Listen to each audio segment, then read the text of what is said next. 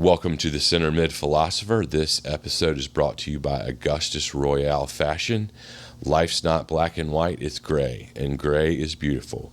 Check out the brand below in the link.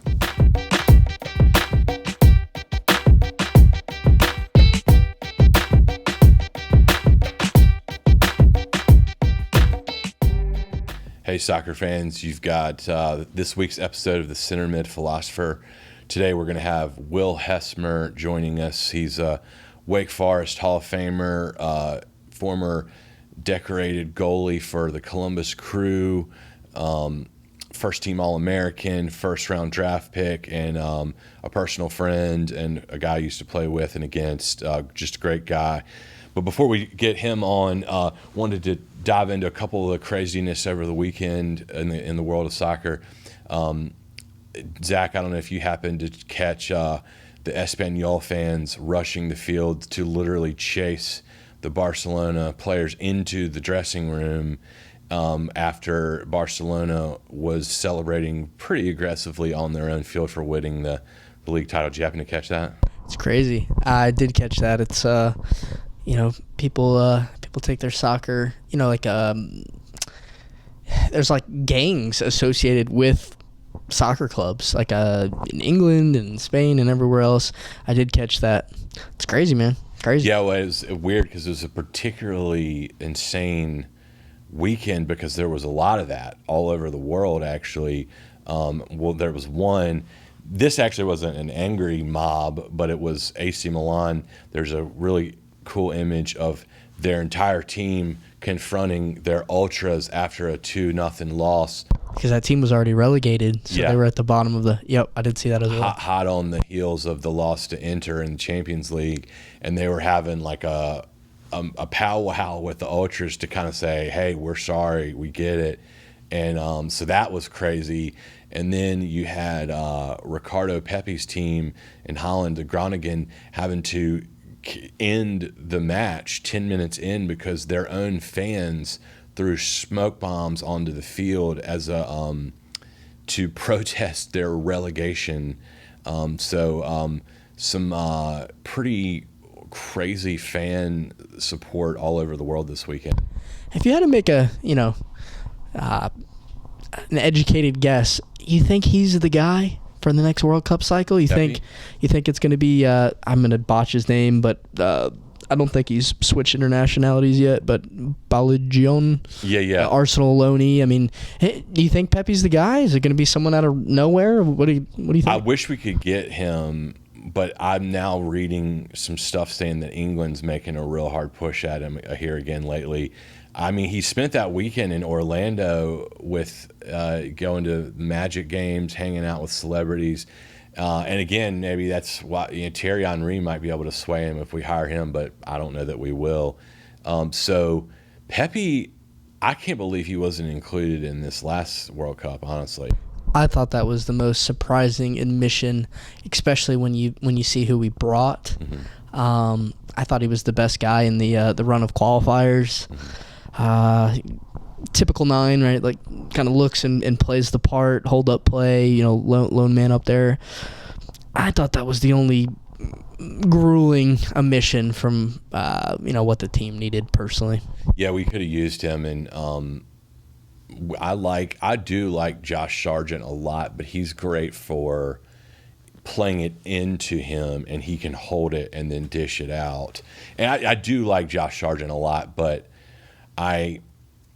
Pepe might be a better finisher, so he could be the guy. Yeah, maybe. Yeah, and I just, Haji Wright and Jesus Ferrer, Hey, great players, but... Oh, my goodness. So, we're picking at straws here. Yeah, exactly. To the highest level. But, I feel like that was the one that I think was the head-scratcher for sure. Yeah, and then, of course, you had another Arsenal meltdown. Arsenal's going to Arsenal. They were so close, man. They had it within their reach, and then they got eviscerated by Brighton 3-0, and Odegaard was quoted and being like, "Well, that's pretty much a wrap for us." And did you happen to catch that? I did. Ran out of steam. any pep team is just going to be a well-oiled machine. They're going to keep the mindset all the way through. I think they'll be back. I think they'll be back in the mix. I think a skeptic would say, well, it's been a down year for Liverpool. It's been a down year for Chelsea. Mm-hmm. So you'd have to imagine those guys are going to be coming back up at next year as we start. But I really like how they have the team built. Some of the potential transfers that you hear about would do nothing but bolster the squad. So I think they'll be back in the mix. But it fell a little short this year, didn't they? Yeah. Another cool I watched a lot this weekend was MLS rivalry week. Not every single rivalry was, they didn't have El Trafico, but they did. Charlotte FC played Atlanta, which was cool, and they won. They won 3-0, which was awesome at Atlanta.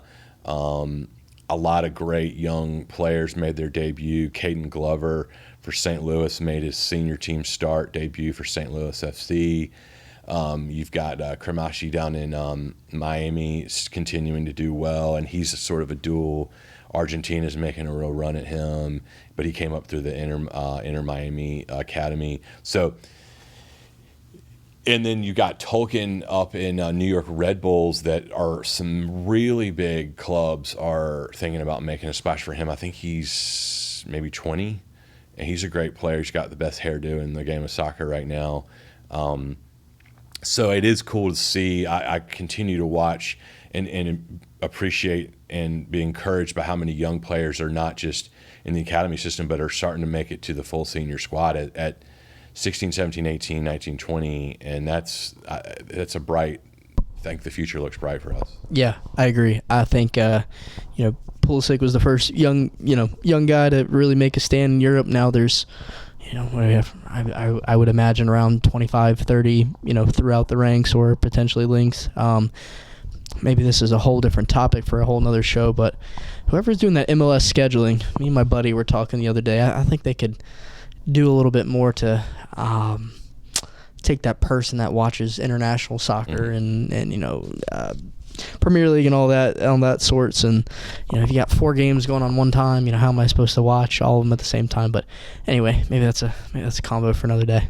Well, no, I mean that is what's so awesome about the EPL is it literally is like perfect time. It's early, but for everyone getting up, it's like on Saturdays, especially in the fall, it's before college football gets going, and so it's like kind of that 7, 8, 9, 10 o'clock a.m. time slot, which is perfect. And of course that's not ideal for MLS, but I agree with you. It is it's very competitive landscape of not just to mention American sports, but all global teams all over. You're competing with a lot there. But again, the Apple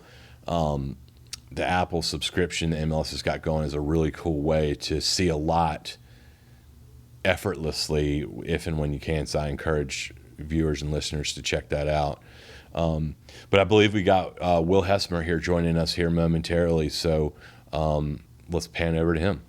Yeah, let's do it. I'm just going to remind everyone listening before we get into it to like, comment, subscribe. If you're listening to the audio version, reviews go a long way. And check out the version on YouTube. There's some extra stuff that you might see. Really appreciate everyone listening. Comment any topics that you'd like to for us to expand upon. And I see that he's pulling up right now, so let's go ahead and get into it. Right, and send it to find friends and send ideas for guests. That's it. Thanks Yep. All right, let's get into it.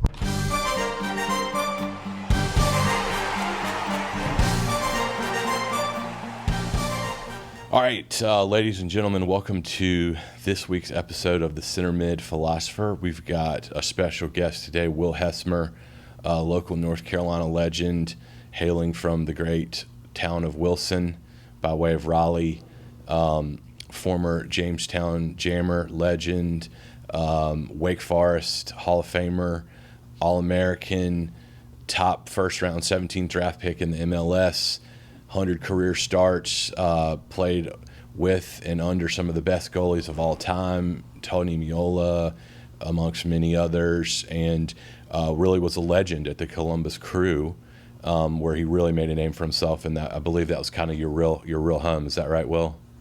That's right. That's where I finally got a chance to play. And you played a lot, and you did really, really well. You had a great squad there. Yeah, I just kind of want to let's dive in on some current world topics of soccer. Just I always want to get opinions of the experts such as yourself. To start, we've been asking everybody, who do you want as the next U.S. men's head coach? I'm probably alone on this, but I think they should hand the keys back to Berhalter. And I think he did a fantastic job. And the ending was just spoiled by some stuff that you'd imagine out of a U8 local team. You're right. I know. But Greg did an unbelievable job. I mean, we were in every game. The team was cohesive. He built a culture. He had an identity.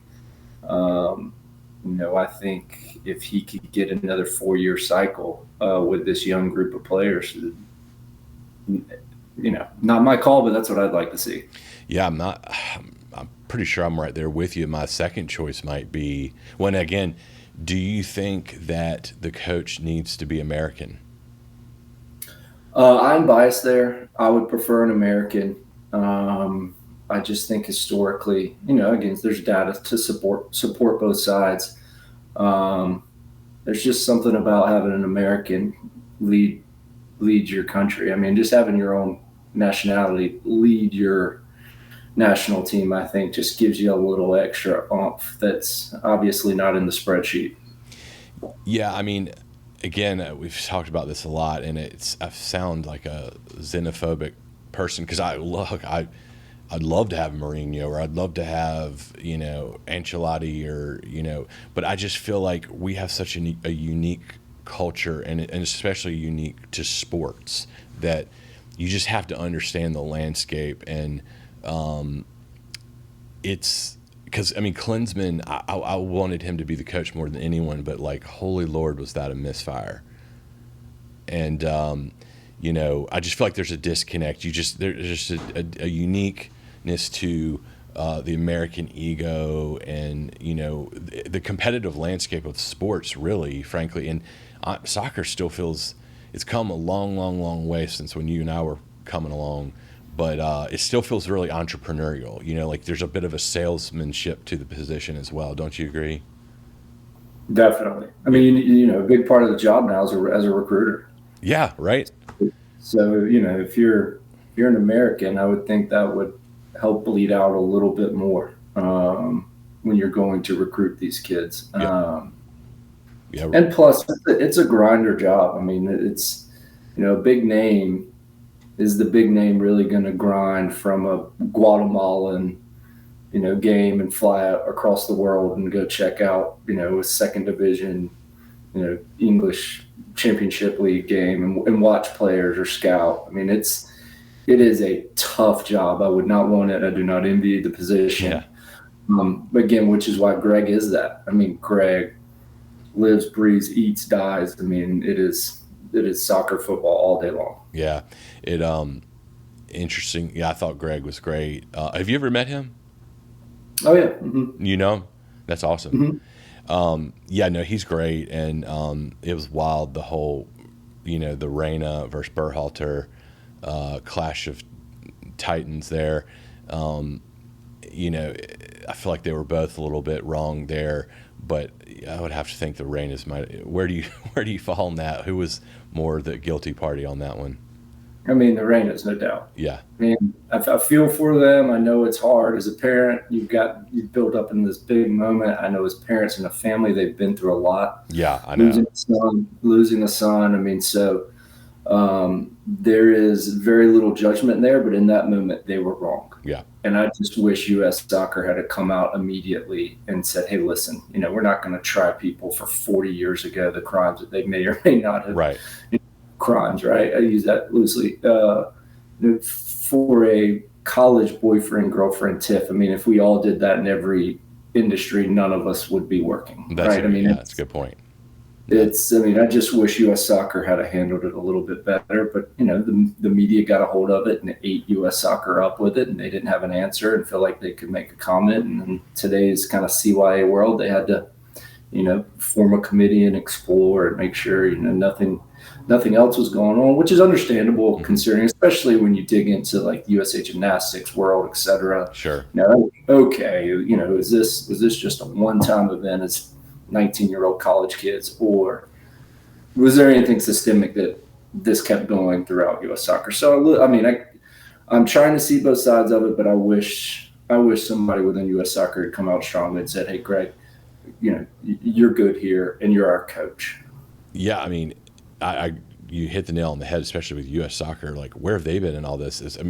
They just named Crocker. It took them, and I feel like we got to get going here. Like, we have probably the biggest potential, event in our lifetimes. It was 94, but 2026 is massive. Like, they've got to get the key pieces in place, and they got to start getting the branding and the messaging on that right immediately. And I feel like they're just lollygagging on it.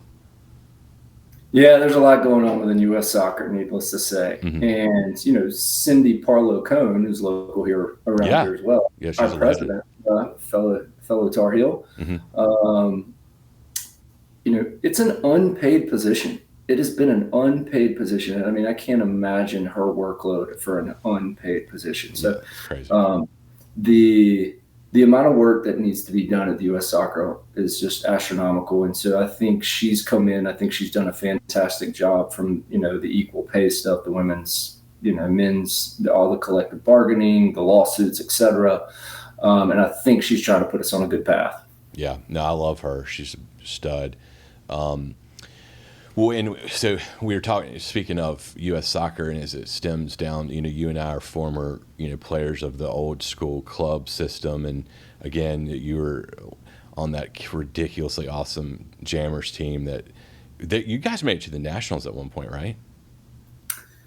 I never made it with the Nationals with Jamestown. We broke up before, I think our age group was allowed. We won a couple regionals, if I remember correctly. We made a couple of national championships with actually Charlotte. Oh, nice. Charlotte, which was crazier. But yeah, that Jamestown team. I probably wasn't even the fifth or sixth best player. Shoot, I might not even been in the top 10. Yeah. We had some ballers. Yeah, old Dunnigan, Graham Pettigrew. And Sam Boshin's a buddy of mine now here in town in Greensboro, which is awesome.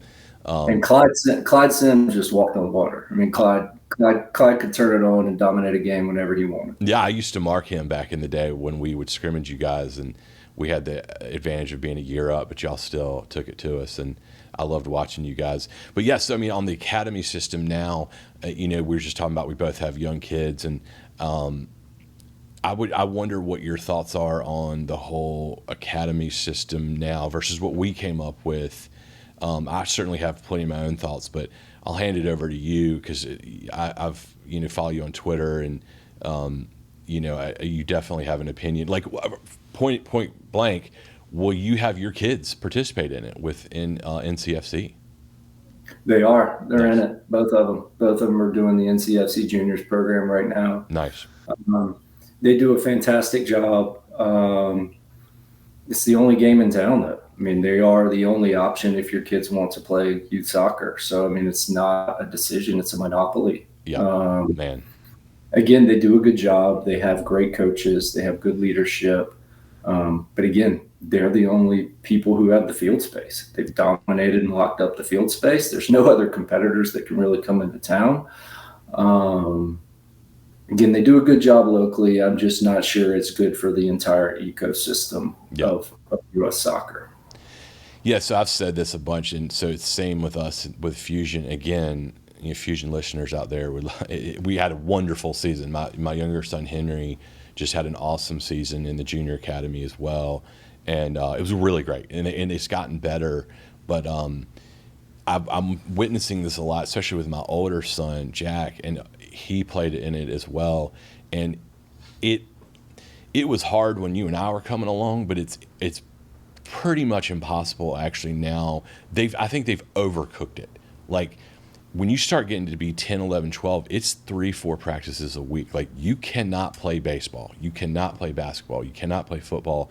And they're losing athletes. Like my son has an AAU basketball team, and one of the best players on his team, a boy named William Kraft, is one of the best athletes in town, and he just basically had to quit soccer recently because he wants to play basketball, and it was just impossible to do both. And for every rock star we're getting, we're losing 9 others.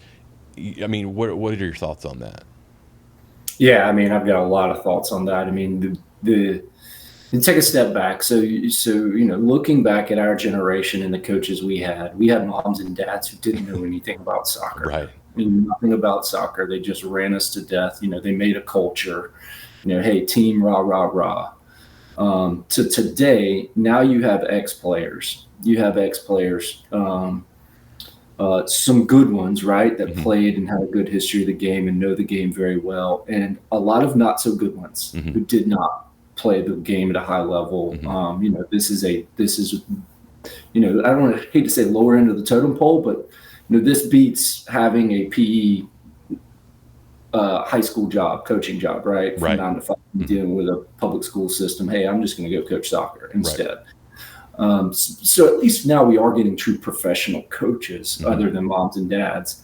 But the guys like me who played, we didn't make anything, right, for our first 10 years of playing professional soccer. Right. So we had to go turn in like, no, sorry, we can't coach. We got to go try and make some real money in some other business venture, et cetera. So it's harder for I think our generation to give back, but it is starting to happen. Right. We're getting some higher level coaches into the U.S. soccer system. Which I think will be nothing but good. But that's just going to continue to take time. But to your point of us losing talent because our soccer academies want the whole pie and they're not willing to have just a slice of that guy, I think is the biggest mistake these clubs are making by far. Amen, man. By far, I cannot preach it enough. Me too. They all sing the same song and say the same thing. Oh, we want you to play multiple sports. We value it. We know it's good for you mentally, physically, etc. But then when the rubber hits the road, you better be here or you're not going to be on the team. It's, well, hey, my son just also made this all-star West Raleigh baseball team. This is what we're going through right now. He's 8 years old. Yep. Right. 8 years old. Well, he's got to pick one. What can he be at? Well, we're not ready to do that. He's 8 years old. I was never a full-time goalkeeper until I was 18 years old. There it is. I played 5 sports in high school. Yeah. Right. I didn't know what college I was going to go to and what sport I was going to play all the way up until, Christmas of my senior year. I was still getting recruited for football and basketball and soccer. I mean, I knew soccer was by far my best sport, but all of those sports helped me so much, not only in just obviously soccer, but life. I mean, everything.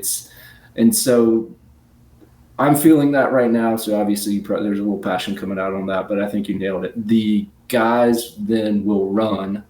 The really good players are going to say, well, I can go make $100,000 being a soccer player at 18, or I can go make $100 million being a basketball or football or baseball player at $100 million.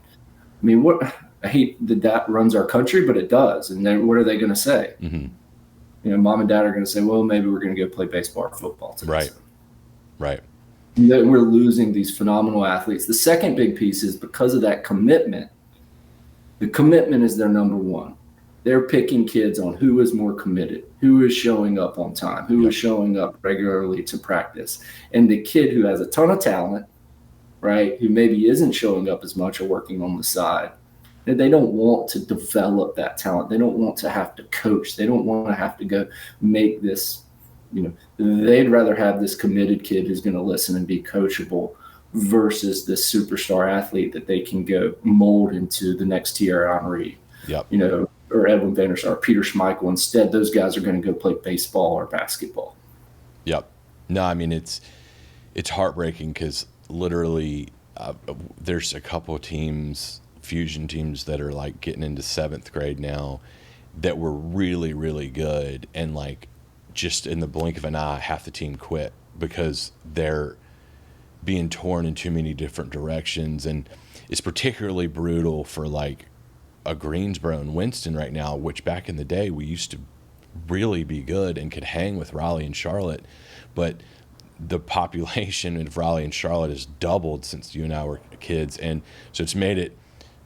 It's pretty rough going, competing wise. But the intensity's still there. So like, it keeps me up at night thinking of all the talent we're losing year over year.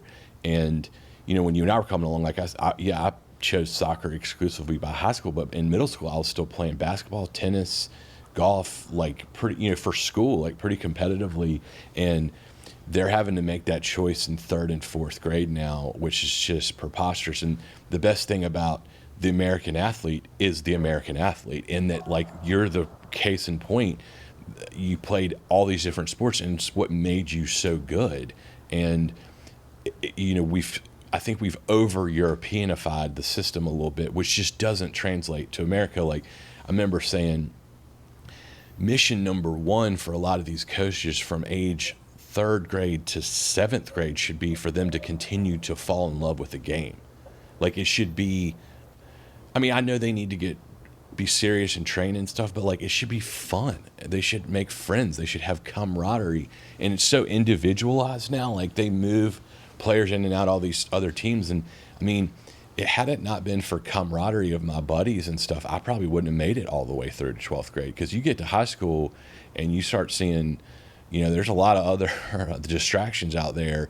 You need your buddies to keep you in it. So anyway, I hope. And if you're the superstar on that team, right? Like, if you're your local small town superstar, and now you're having to travel an hour or two to play for a Charlotte or a Raleigh or an Austin or a Houston, right? So now the academy system has made you completely turn your back on your hometown friends that you grew up playing with. Yeah, I mean, now you're just abandoning your whole community to go chase your dream, which is cool, right? Mm-hmm. But the odds of that dream panning out is 1%, right? So now you've lost your whole high school. You didn't play with all your buddies. And not only do you not playing with your buddies and losing that kind of community feel, but me playing, I play for the Jamestown Jammers. I travel 2 hours away. I come back. I still got to play high school soccer with all my old buddies. Yeah. Right. And we were good.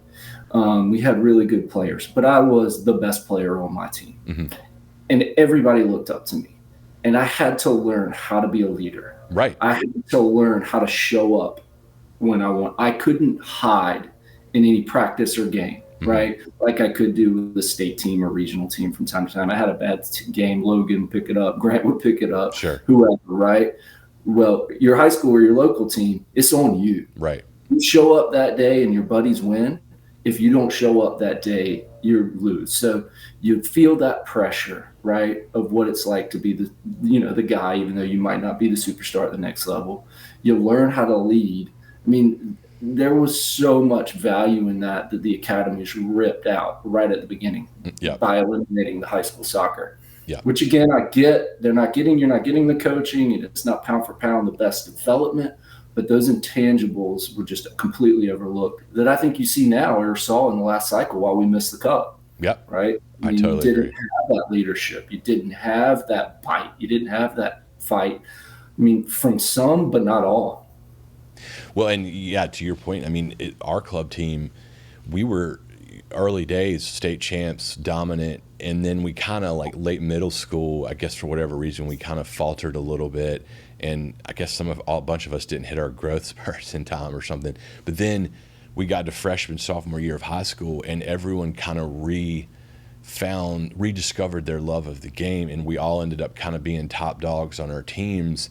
And we're like, oh yeah, we're good, and we can, like, our team needs us to lead, and we got to play in front of our friends, in front of girls, against our friends. We got to step it up, and then we kind of catapulted back into the top two, where we were playing with Raleigh and Charlotte in state championships again. And had it not been for that high school experience, a lot of us probably would have just not made it all the way, and we certainly wouldn't have found our love of the game. Right. And that pressure, I can tell you right now, I played in both, right? I played in a high school semifinal state championship with your whole school there. Yeah. Everybody grew up with cheering for you. I've played in a national championship, right, with my club team. There's no one in the stands other than your parents. Right. maybe a sibling or two, right? Right. You don't have that same pressure from a crowd, that same experience of, hey, these are the people who have watched me, grow up. I'm going to have to go sit in Miss L's Spanish class Monday morning. Like, I want her to be proud of my performance tonight. I mean, it's just a different animal. And again, the academy system, with good intentions, and they have made some phenomenal talent, right? Yeah. It's lost that piece that we grew up with, and I think that we look back and love. We do, and no, that's great. You and I are totally aligned on that. Again, like, we've had a great experience, but it's just, it's hard to. I mean, God, how hard was it to make it from 4th to 12th grade when you and I were coming along?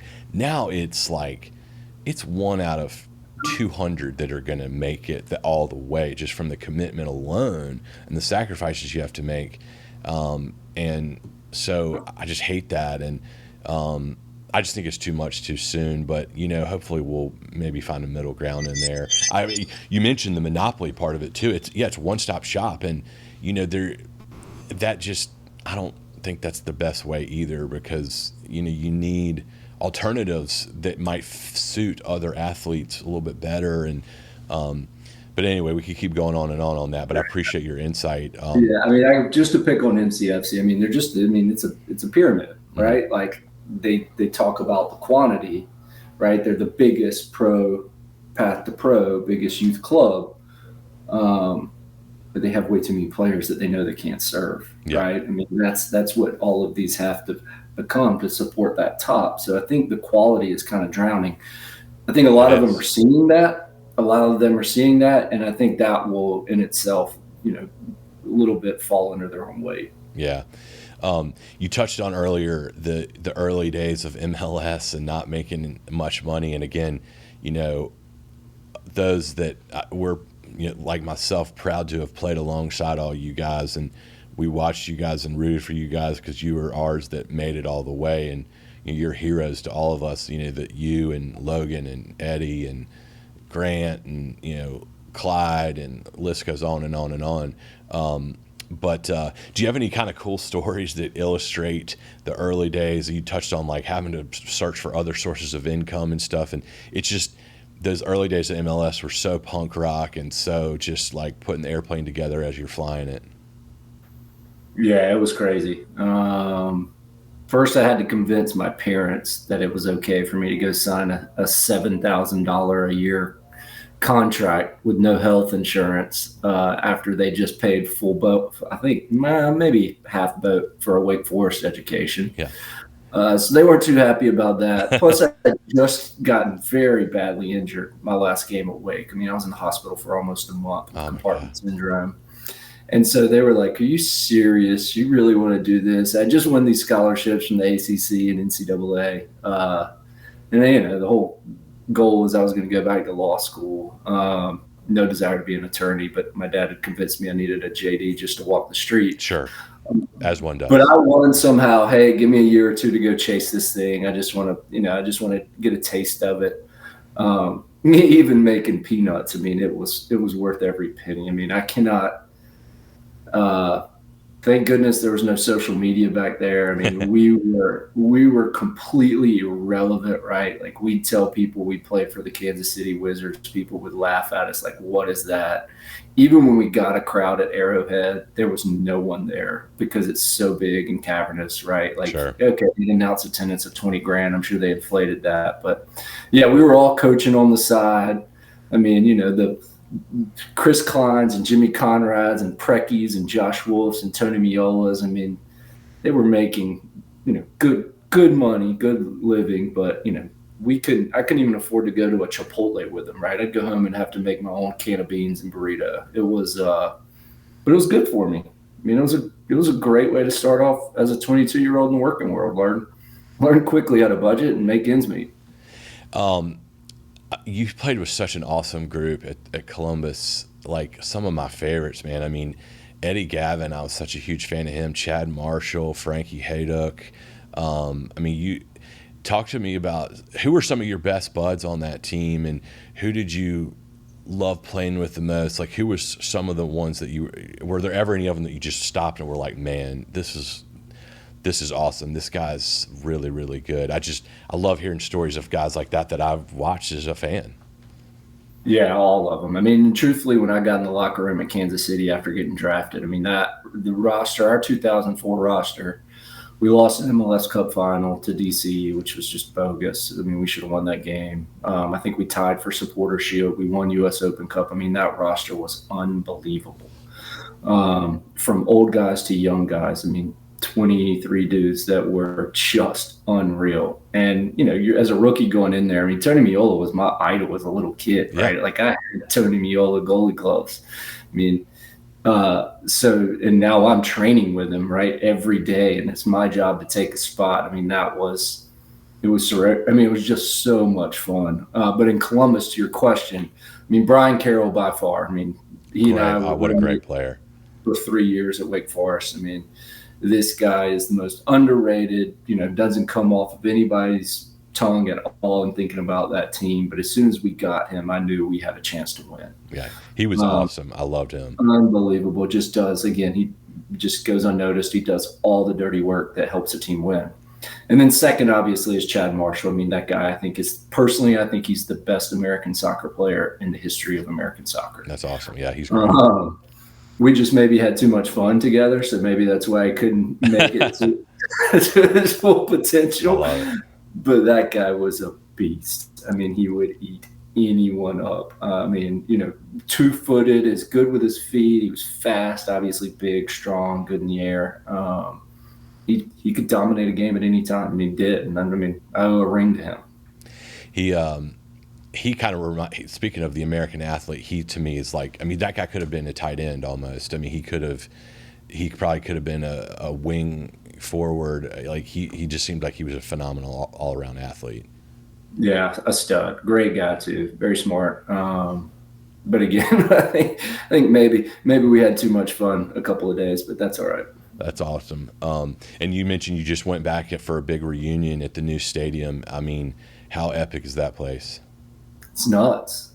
I mean, just how quickly it's happened. Yeah, it's crazy. We travel around, right? Like, again, going from playing in the Foxboroughs, the Arrowheads now, to seeing, you know, Columbus Crew's new stadium. I mean, what they built down in Austin, LAFC's new home, and the crowd, right? You know, it was Toronto came in and they kind of set the standard. You know, they had this packed stadium, and then here came Seattle and took it up a notch.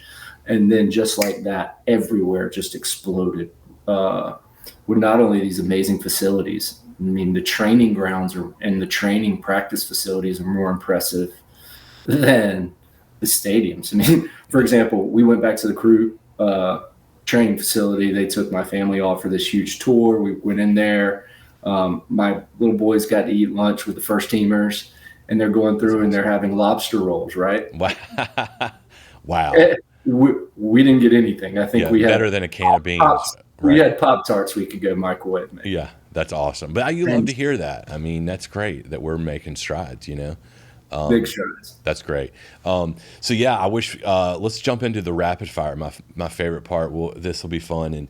And for starters, who's the best player you ever played with? It could be from any age, any area. You may have just answered it though. Yeah, Chad. Nice. Love it. So I guess also how much if you're given the choice to watch soccer again, I know the 2-year-old and the 3 kids, I get it, but if you do ever have a chance, what do you watch and how much MLS do you try to watch? But like who's your favorite team globally? No favorite team globally. I don't watch a lot of European soccer at all. I'm working now during those hours. I'm like my old schedule. And I was on the MLS disciplinary committee for a while after I retired. Oh, cool. So I was having to continue to watch a lot of games every weekend, 2 or 3 each weekend. I've since dropped off that the past few years, so I don't watch much anymore. But my preference is to watch MLS games. You know, I caught a fair amount of that LA San Jose game last night. But again, when I'm with 3 kids now, new business, when I'm getting into bed and turning the TV on, I might last 5 minutes through a game before before I'm catching Z's. Oh, I hear you, man. 8:30s, you're done. I'm right. I'm not too far from that, and but no, I mean, again, the MLS piece. Probably my least favorite thing is when you're talking to a soccer fan and they're like, "I don't watch MLS." I'm like, "Well, you should, because it's our game."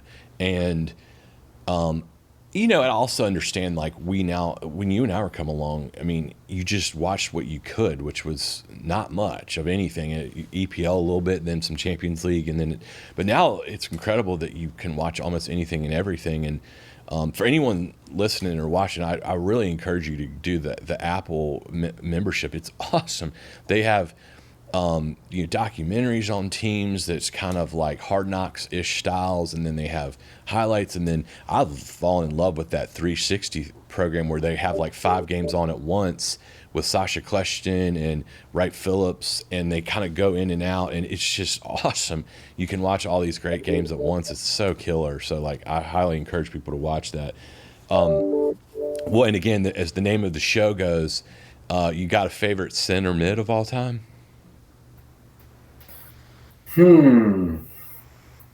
Favorite that I played with is obviously unbiased, Brian Carroll. Love Paul Scholes. Oh, love it.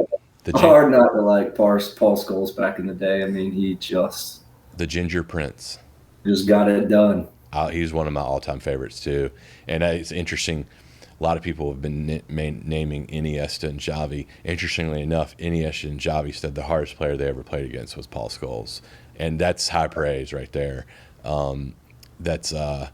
He was a beast. So who's your favorite goalie of all time? Probably Van der Sar. Nice, love it. Like Neuer as well. Oh yeah. Schmeichel, obviously. Yeah, the Great Dane. He's my favorite. He's a beast. Yeah, I love it. So who you got, Ronaldo or Messi? Messi. Right on. Messi or Maradona? Messi. Donovan or Dempsey? I was just with Clint, so I better say Dempsey. But I think those guys. It's an apples and oranges comparison, but I will say Clint if I'm forced to. Nice. Where were you with him? Well, we were down in Pinehurst for a little golf boondoggle for 3 days with 12 ex-players flew in from all over the country. So we had, needless to say, we had a good time. The golfing wasn't great. A bunch of 40-year-olds limping around trying to play 36 holes in a day. All of us are limping in one way, shape, or form, or complaining. So lots of apple juices and lots of ibuprofen. Right. A lot of road sodas and bowls of loudmouth soup. That's awesome, man, dude. Maybe we can cash in some favors, and I don't know, buy you dinner for a year if you can get Clint Dempsey to come on here. But no, I love Clint, and he's like kind of our guy. He's kind of he's a Texas guy, but I feel like he's kind of a Southeast guy with the Furman ties, and like he played with that swagger and bravado and just did it on the highest level. I mean, that goal, what was it, against Juventus one time? And I mean, just an absolute Hall of Famer for Fulham with McBride, of course. So yeah, let's jump into, I don't want to make you noodle too hard on it, but just have fun with name your perfect 11 of all time. Man, all time. I don't have enough soccer knowledge, I think, to do this justice. U.S. soccer, maybe. If I do U.S. soccer, I would go with. Yeah, you can do that. Brad Friedel. Right on. In goal. Kills me over Tim. But that 2002 World Cup was pretty special out of Brad. Tim Howard on the bench. Sure. I'd go Chad Marshall, one of the center backs. I'd go Eddie Pope, one of the center backs. Ooh, yeah. Got to give my man Frankie. Yeah. An outside back spot. Love Frankie. Let's see. Probably more home cooking. A guy who should have been part of the World Cup squad. Michael Parkhurst. Oh, yeah. I'd like to see as in one of the outside backs, if not a center back. Midfielders. Claudio. I think you got to include in there. Um, Wingers, I think you got to put Pulisic in there. Mm-hmm.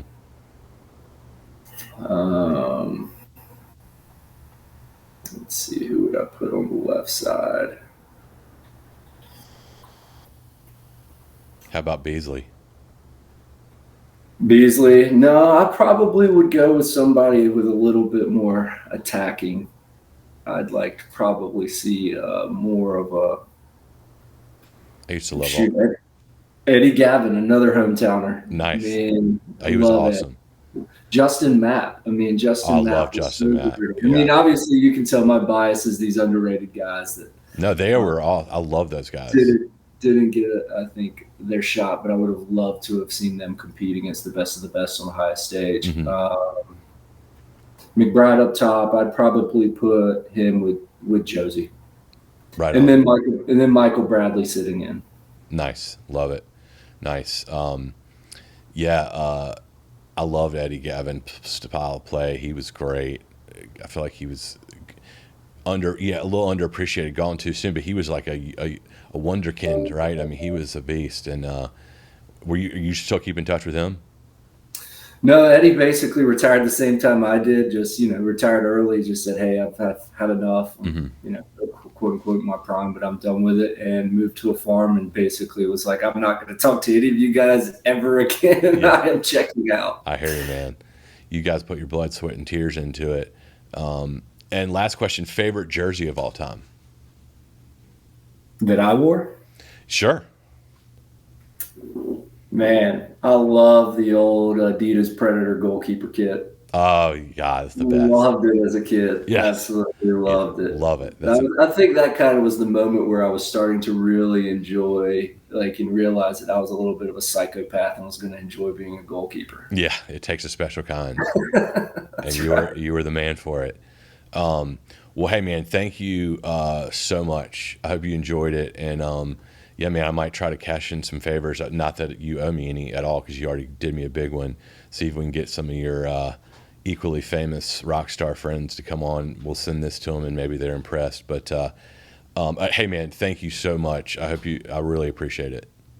Yeah, Matt, great to see you, dude. Glad you're doing this, and yeah, if I can help you out in any way, let us know. I will, man, and I'll send you some gifts, and best to your family, best to all our buddies in Raleigh, and maybe I'll give you a holler if I come in town sometime. Maybe me, you, and Dunnigan can go grab some bowls of loudmouth soup or something. And I love it. I appreciate it, and thank you so much, man. You be good, and hopefully I'll see you soon. All right, sounds good, Matt. Appreciate it. All right, thanks, bud. Thank you. Good.